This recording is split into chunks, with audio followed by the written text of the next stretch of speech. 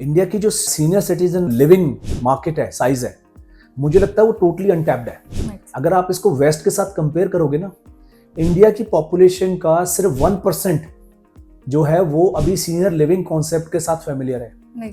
आप इमेजिन कर सकते हो मार्केट साइज कितना बड़ा है। इंडिया की अप्रोक्सीमेटली 150 मिलियन पॉपुलेशन जो कि वो सीनियर सिटीजन कैटेगरी में फॉल करती है। अब आप सोचिए कि पॉपुलेशन का सिर्फ 1% अभी तक इस कॉन्सेप्ट के साथ फेमिलियर है। आज जो मार्केट साइज है ना, वो सिर्फ $3 बिलियन का है।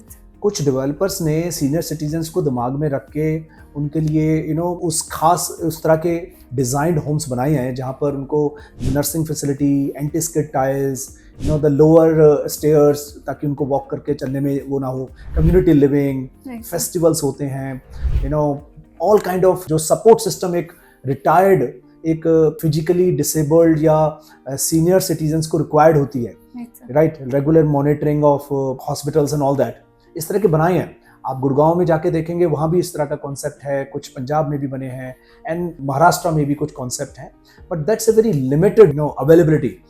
बट जिस तरह से इसका जो रैपिड एक्सपेंशन हो रहा है, जिस तरह से लोगों का रुझान इस तरह बहुत बढ़ रहा है, मुझे लगता है ये market size in next 5 years will be 4 times.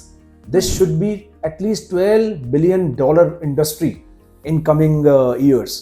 और इंडियन पॉपुलेशन जो आज बहुत यंग पॉपुलेशन के लिए इंडिया जाना जाता है, India is also getting old. तो आप देखेंगे अगले 20 सालों में इंडिया की जो ओल्डर पॉपुलेशन है वो भी डबल हो चुकी होगी इन नेक्स्ट 20 years। जो आज हम 10% of the population is older senior citizen category बोलते हैं, वो डबल हो चुकी होगी तब तक, और ये कॉन्सेप्ट भी ज्यादा आगे फैमिलियर हो चुका होगा। तो ये जो इंडस्ट्री जो 3 बिलियन से $12 बिलियन के ऊपर पहुंचने के लिए खड़ी है अगले 5 से 6 सालों में, मुझे लगता है 20 सालों में शायद ये $100 बिलियन इंडस्ट्री।